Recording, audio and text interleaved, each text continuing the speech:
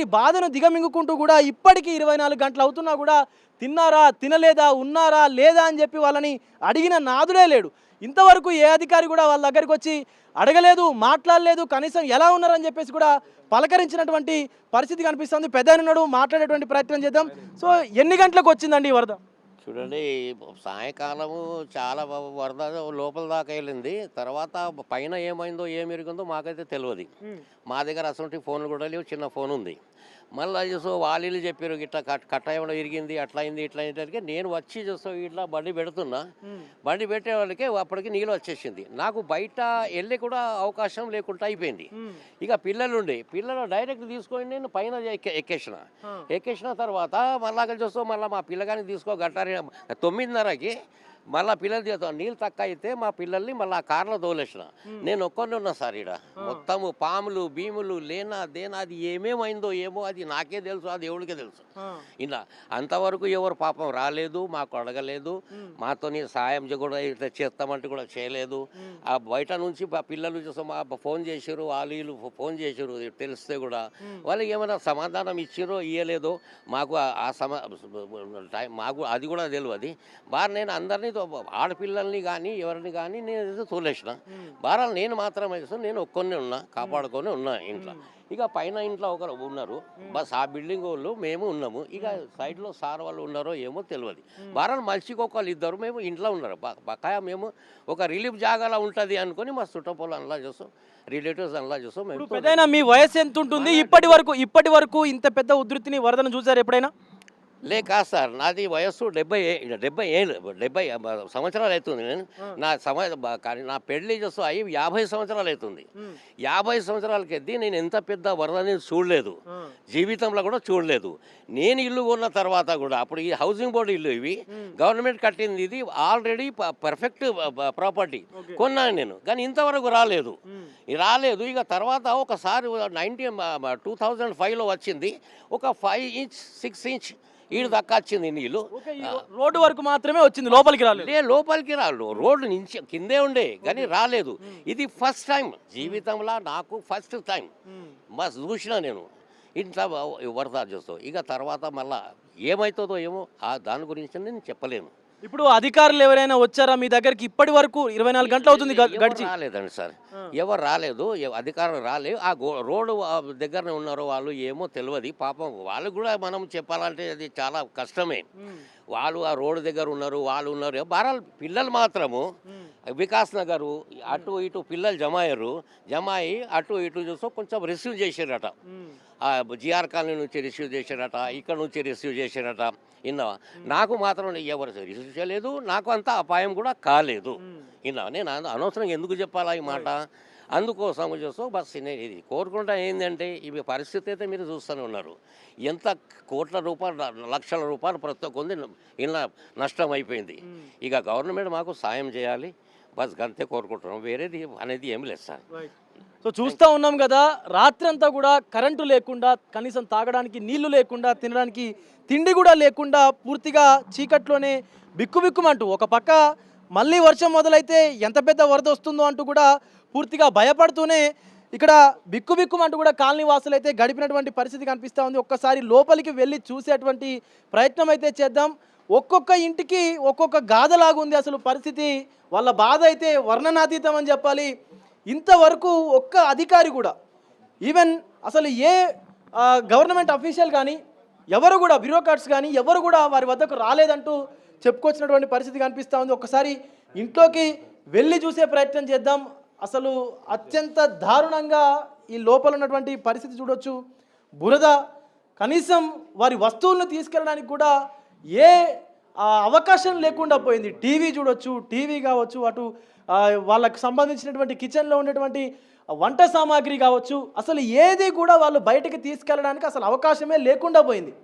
కనీసం వారు తినేటువంటి బియ్యం కావచ్చు, కనీసం ఆ పప్పు కావచ్చు, నూనె కావచ్చు, అలాంటి వంట సామాగ్రి ఏదైతే ఉంటుందో, కూరగాయలు ఏవైతే ఉంటాయో దాన్ని కూడా తీసుకెళ్ళడానికి సమయం ఇవ్వలేదు.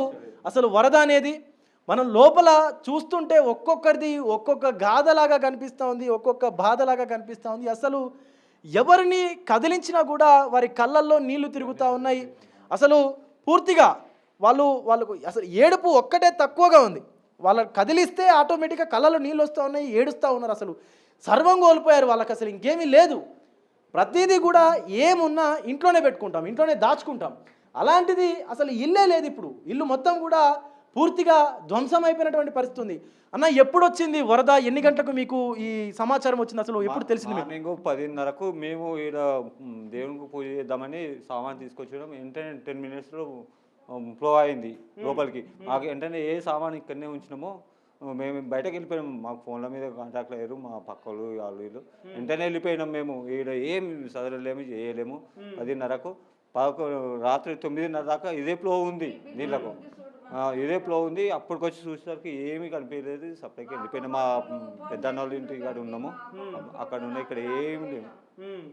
అసలు కనీసం ఇంకా మీరు ఏ వస్తువు కూడా తీసుకెళ్ళడానికి ఛాన్స్ లేదు. కట్టు బట్టలతో వెళ్ళిపోయినాం మేము.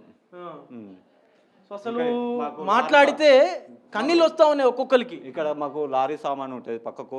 ఆ లారీ సామాన్ మొత్తం కొట్టుకుపోయిన టైర్లు బేర్లు పాతయి. ఇక్కడ మొత్తం ఇక్కడ జాలి ఉండే, ఓపెన్ ఉండే, మొత్తం ఇక్కడ మొత్తం కొట్టుకుపోయిన టైర్లు, ఇక్కడ టైర్లు. మాకు బోర్వెల్స్ ఉండే, మా అన్నోళ్ళు ఇక్కడ సామాన్ పెట్టుకుంటుండే. మొత్తం చెత్త బెత్త అంతా కొట్టుకొని పోయింది సార్. మాకు ఏ పరిస్థితి లేదు. ఇప్పుడు లక్షలు లాస్ అయినాము ఇప్పుడు మేము. సో అసలు ఎంత దారుణమైనటువంటి పరిస్థితి అంటే చూడొచ్చు. ఆ లారీకి సంబంధించినటువంటి బోర్వెల్కి సంబంధించినటువంటి పైపులు కావచ్చు, ఆ టైర్లు కావచ్చు, కేవలం ఇవి మాత్రమే మిగిలాయి. మిగతావన్నీ కూడా ఆ వరద ప్రవాహానికి కొట్టుకు వెళ్ళిపోయినటువంటి పరిస్థితి ఉంది. సో మాట్లాడితే అసలు ఏడుపు వస్తుంది. వాళ్ళు కళ్ళలో నీళ్ళు తిరుగుతూ ఉన్నాయి.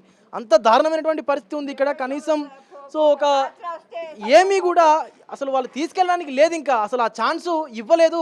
సో పెద్ద ఆవిడ ఉన్నారు, మాట్లాడదాం. అమ్మ, అసలు ఎప్పుడు వచ్చింది వరద మీ ఇంటి దగ్గరికి? 10:30 వచ్చింది. మేము దేవుని పెడతామని పూజ చేస్తున్నాం. ఆయనతో చుట్టుకుని వచ్చినాయి, ఆయనతో వెళ్ళిపోయినాం. ఇక ఏం ముట్టలేము, ఏది చేయలేము. మా కొడుకు ఉంటాడు బిల్డింగ్లో, మా అక్క కొడుకు. ఫోన్ల మీద ఫోన్లు చేస్తే అట్లనే పోయినాం. ఇట్లనే పట్టుకొని కట్టు బట్టలతో వెళ్ళిపోయారు. కట్టుబట్టలతో పోయినాం. అసలు ఎవరిని మందలించినా కూడా, ఎవరితో మాట్లాడినా కూడా వాళ్ళు వేసుకున్నటువంటి కట్టు బట్టలతో మాత్రమే ఇంటి బయట అడుగు పెట్టారు. ఇంకే వస్తువుని ఇంకా దేన్ని కూడా తీసుకెళ్ళలేదు. అట్లాంటి దారుణమైనటువంటి కండిషన్స్ అని చెప్పాలి. అసలు ఒక్కసారిగా ఈ కురిసినటువంటి వర్షాల కారణంగా ఏదైతే మనకు కామారెడ్డి పెద్ద చెరువు అలుగు ఉందో, ఆ అలుగు కూడా పూర్తిగా ఇక్కడ క్లారిటీగా కనిపిస్తుంది. ఒకసారి చూడొచ్చు. ఇక్కడి వరకు కూడా ఈ మార్కింగ్ కనిపిస్తూ ఉంది కదా, ఇక్కడి వరకు కూడా వరద ఉధృతి అలాగే కొనసాగింది చాలాసేపు. అంటే ఇంతకంటే ఎక్కువనే పైకే వచ్చింది. కానీ ఒక 5-6 గంటల వరకు ఇదే మోతాదులో వరద కొనసాగింది. సో అలాంటప్పుడు లోపల ఇంకా ఏ వస్తువు అయినా పనికొచ్చేటువంటి అవసరం ఉంటుందా? అసలు ఇంకేది పనికిరాదు. వాళ్ళు గ్యాస్ కానీ, వంట సామాగ్రి కానీ, లేకపోతే ఇతరత్ర కూరగాయలు కానీ, వాళ్ళు దాచుకున్నటువంటి డబ్బులు కానీ, పిల్లల సర్టిఫికెట్స్ కానీ, అసలు ఇంకేది కూడా పనికొచ్చేటువంటి అవకాశం లేదు. ఇంకా అసలు వాళ్ళది ఎలాంటి దారుణమైనటువంటి పరిస్థితి అంటే, కనీసం ఏదైనా విలువైన వస్తువు ఉంది దాన్ని తీసుకొని బయటికి వెళ్దాం అనేంత టైం కూడా ఇవ్వలేదు అక్కడ. ఒకసారి ఇల్లు చూడొచ్చు, ఇంకా కూడా బురదలోనే అలాగే ఉంది. సో వీరికి లోపలికి ఎలా వెళ్తున్నారు, ఎలా వస్తున్నారు కూడా తెలియట్లేదు. ఇప్పటికే మనం నడుస్తుంటేనే మా ప్రాణాలు కాపాడుకుంటే చాలు, మేము బయటపడితే చాలు తప్ప మాకు ఇంకేం వద్దు అన్నటువంటి పరిస్థితే కనిపిస్తుంది. ఒక్కసారి ఇంట్లోకి వచ్చి చూస్తే కనుక అసలు ఎంత దారుణమైనటువంటి పరిస్థితి అంటే, పూర్తిగా ఇల్లంతా కూడా బురదమయం.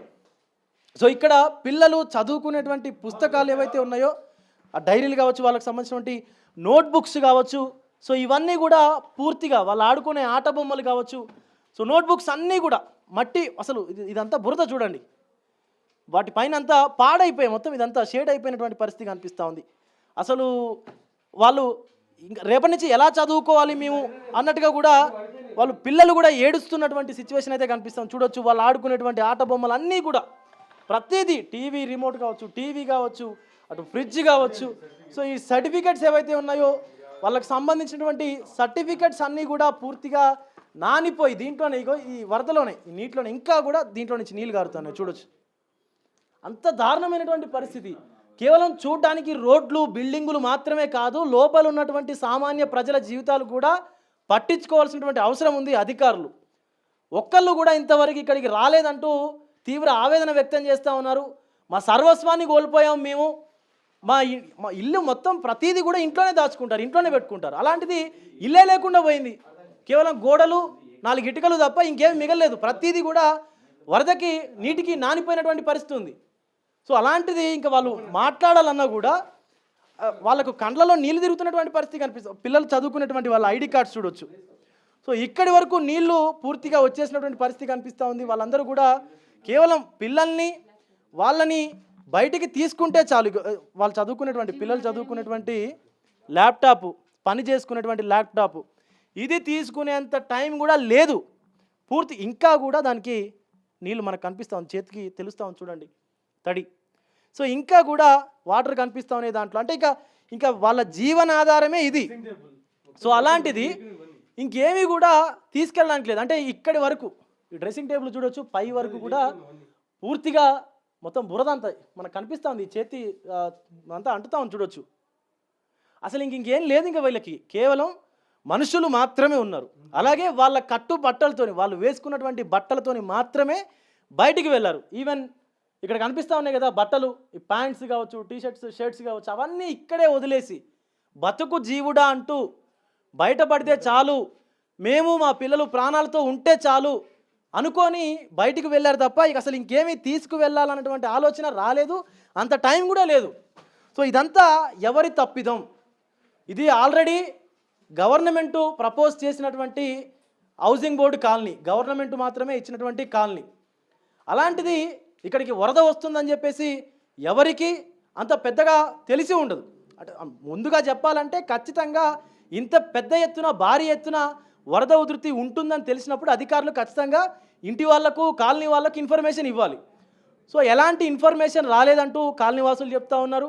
అలాగే ఇంతవరకు ఘటన జరిగి 24 గంటలు అవుతున్నా కూడా ఏ ఒక్కరు కూడా ఇక్కడికి రాలేదంటూ కూడా తీవ్ర అసహనం వ్యక్తం చేస్తూ ఉన్నారు. వాళ్ళ ఆవేదన అసలు ఒక్కొక్కరిని కదిలిస్తే ఒక్కొక్క స్టోరీ అవుతుంది, ఒక్కొక్క వాళ్ళ జీవితం అవుతుంది. ఒకసారి మాట్లాడదాం. అమ్మ, ఎప్పుడు మీ ఇంట్లోకి వరద వచ్చినట్టుగా మీరు గమనించారు? మేము నిన్న వినాయక చవితి వస్తారు, పండగ చేసుకుందామని చెప్పేసి అన్నీ సెలబ్రేట్ చేసుకున్నాము. అప్పటి వరకల్లా ఇంకా వినాయకుని కూడా తీసుకురాలేదు. వర్షం ఎక్కువ కారణం వలన ఇంట్లోనే ఉండాల్సి వచ్చింది, బయటకు కూడా వెళ్ళలేదు. అయితే 11:30 వరకు వాటర్ ఫ్లోయింగ్ ఎక్కువైపోయింది అన్నమాట. అయితే చిన్న పిల్లలు సార్, నాకు 3 పిల్లలు, వాళ్ళని తీసుకొని బయటకు వెళ్ళే పరిస్థితి ఎలా అని చెప్పేసి ఎన్ని ఐటమ్స్ ఉన్నా కూడా అవన్నీ పక్కకు పెట్టేసి, సర్టిఫికేట్స్, ల్యాప్టాప్స్ అన్నీ పక్కకు పెట్టేసి 3 పిల్లల్ని తీసుకొని బ్రతుకుతేనే మా పిల్లల్ని బ్రతికించుకోవచ్చు అని చెప్పేసి తీసుకొని బయటకు వెళ్ళాం సార్. 11:30 వరకు వాటర్ ఫ్లోయింగ్ ఎక్కువైపోయింది. అంటే ఇప్పుడు పిల్లల పరిస్థితి ఎలా ఉంది? వాళ్ళు ఏమైనా తిన్నారా కనీసం? అంటే భయపడుతున్నటువంటి సిచ్యువేషన్ ఉంది కదా. పిల్లలు ఏం తినలేదు సార్, భయం ఆందోళనలో ఉన్నారు. మా పక్క రిలేటివ్స్ వాళ్ళ ఇంట్లో ఉంచేసి వచ్చాం, ఇక్కడ పరిస్థితి బాగలేదని చెప్పేసి. ఇప్పుడు అన్న, ఎంత మేర మీరు ఈ మొత్తం నష్టపోయి ఉంటారు? దాదాపు ఒక 2 lakhs వరకు నష్టపోయి ఉంటాము. వాషింగ్ మిషన్ అక్కడ, వాషింగ్ మిషన్ ఖరాబ్, ఫ్రిడ్జ్ ఖరాబ్ అయిపోయింది, ల్యాప్టాప్ ఖరాబ్ అయిపోయింది, పడుకున్నాం బెడ్లతో సహా ఖరాబ్ అయింది, ఫర్నిచర్ ధ్వంసమే, ప్రతి టీవీ ఎల్ఈడి ఖరాబ్, ప్రతి ఒక్కటి ఖరాబ్ ధ్వంసం అయిపోయింది. వర్క్ చేసుకున్న ల్యాప్టాప్ కూడా ఖరాబ్ అయిపోయింది. మేము డ్యూటీకి వెళ్ళాలంటే ఇప్పుడు లీవులు పెట్టాలంటే లీవులు ఇవ్వరు. అంటే వాళ్ళకి తెలియదు, హైదరాబాద్లో లేదు ఇంత రేను, కరీంనగర్లో లేదు. సో మళ్ళీ ఇంకో అధికార యంత్రాంగం కరెక్ట్ లేదు. కామారెడ్డి మళ్ళీ బీజేపీ ఎమ్మెల్యే ఉన్నాడు వెంకటరెడ్డి, అసలు ఇప్పటి వరకు కూడా అయినా ఎలాంటి ఒక్క విజిట్ కూడా లేదు ఎమ్మెల్యే ఆయన నుంచి, ఒక్క విజిట్ కూడా లేదు ఎమ్మెల్యే వెంకటరెడ్డి. అంత ఇంకా కాంగ్రెస్ ఇప్పటికైనా మాకైనా తక్షణ సదుపాయము, ఆర్థిక సాయం కల్పించాలని ప్రభుత్వాన్ని బిగ్ టీవీ ద్వారా మేము తెలియపరుస్తున్నాం. దయచేసి మమ్మల్ని I will request for you, please help me. చూస్తూ ఉన్నాము, అత్యంత దారుణమైనటువంటి కండిషన్స్ అని చెప్పాలి. ఈవెన్ స్థానికంగా ఉన్నటువంటి ఎమ్మెల్యే కూడా ఒక్కసారి కూడా ఈ ఇళ్లలోకి రాలేదంటూ కూడా స్థానికులు చెప్తా ఉన్నారు. వారు చెప్తుంటే మనకు తెలుస్తూ ఉంది. అంటే ప్రజలు ఓట్లేస్తారు, ప్రజలే గెలిపిస్తారు, కానీ ప్రజల్ని మాత్రం వీళ్ళు పట్టించుకోరు. అంత దారుణమైనటువంటి పరిస్థితి కనిపిస్తూ ఉంది. లక్షల రూపాయల్లో నష్టపోయారు. ఇంకా కొంత అదృష్టం ఏంటంటే ప్రాణ నష్టం జరగలేదు ఎవరికి కూడా. వాళ్ళ చిన్న పిల్లల్ని, చిన్న 3 పిల్లలు ఉన్నారు, చిన్న పిల్లల్ని తీసుకొని మేము మా పిల్లలు బయటపడితే చాలు, మేము మా పిల్లలు ప్రాణాలతో ఉంటే చాలు అనుకొని వాళ్ళు బయటకు వెళ్ళినటువంటి సిచ్యువేషన్ అయితే ఉంది. అలాంటిది ఇంతవరకు కూడా ఏ రాజకీయ నాయకుడు కానీ, ఏ అధికారి కానీ, అధికారిక యంత్రాంగం కానీ ఇక్కడికి రాకపోవడం అనేది కొంత బాధాకరమైనటువంటి విషయం అని చెప్పొచ్చు. ఈవెన్ ఆ బండి చూడొచ్చు, అది కూడా పూర్తిగా నీటిలో మునిగిపోయినటువంటి సిచ్యువేషన్ ఉంది అని చెప్పి వాళ్ళు ఆ ఇంటి యజమాని అయితే చెప్తా ఉన్నాడు. అందరిది, ఈ కాలనీలో ఉన్నటువంటి అందరిది కూడా ఇదే రకమైనటువంటి పరిస్థితి ఉంది, ఒక్కరిది కాదు. సో చూసుకున్నట్లయితే ఆ పెద్ద ఆయన మనకు కనిపిస్తూ ఉన్నాడు కదా, పిల్లల్ని చూసుకొని పైకి వెక్కి అక్కడే ఆగిపోయి ఇంకా బయటికి రాలేనటువంటి సిచ్యువేషన్ ఉందంటూ కూడా చెప్తా ఉన్నారు. సో ఒక్కరు కాదు, ఇద్దరు కాదు, కాలనీలో ఉన్నటువంటి వందలాది మందిది ఇదే పరిస్థితి. సో పదుల సంఖ్యలో ఇళ్లల్లో ఉన్నటువంటి ఎవరైతే కాలనీ వాసులు ఉన్నారో వాళ్ళందరిది కూడా ఇదే పరిస్థితి ఉంది. సో ఒక్కరు కూడా బయటికి వారి వారి సామాన్లను కానీ వారి సామాగ్రిని కానీ తీసుకువెళ్ళినట్టుగా కూడా దాఖలాలు అయితే లేవు. ఒక్కొక్కరు ఇప్పుడిప్పుడే వాళ్ళ ఇళ్లకు చేరుకొని మొత్తం క్లీన్ చేసుకొని, అంటే పూర్తిగా వరద వాళ్ళ జీవితాలని నాశనం చేసేసింది, అయినా కూడా బ్రతుకుతున్నాం అంటూ ఇప్పటికీ క్లీన్ చేసుకొని మళ్ళీ అదే ఇంట్లో ఉన్నటువంటి పరిస్థితి కనిపిస్తూ ఉంది. సో అందరూ ఇక్కడ ఉన్నటువంటి కాలనీ వాసులు అయితే సో వాళ్ళకి ఏదో ఒక్కటి కొంతైనా సరే ఇది సహాయం ద్వారా ఆర్థిక సహాయం కావచ్చు, లేదా కొన్ని సామాగ్రి కావచ్చు, ఏదైనా తినడానికైనా సరే కనీసం సహాయం చేయండి అంటూ కూడా దీన స్థితిలో వాళ్ళు ప్రభుత్వాన్ని వేడుకుంటున్నటువంటి పరిస్థితి కనిపిస్తూ ఉంది. ఇప్పటికైనా సరే అధికార యంత్రాంగం మేల్కొని ఈ కాలనీని విజిట్ చేయాలి. వారి వారి ఎవరైతే ఈ యొక్క వరద ప్రభావం వల్ల వరద బారిన పడినటువంటి కుటుంబాలు ఏవైతే ఉన్నాయో వాళ్ళందరికీ కూడా పూర్తిగా మొత్తం ఆర్థిక సహాయాన్ని కూడా తక్షణమే అందించాల్సిందిగా కూడా కోరుతా ఉన్నారు వాళ్ళందరూ కూడా బిగ్ టీవీ తరపున.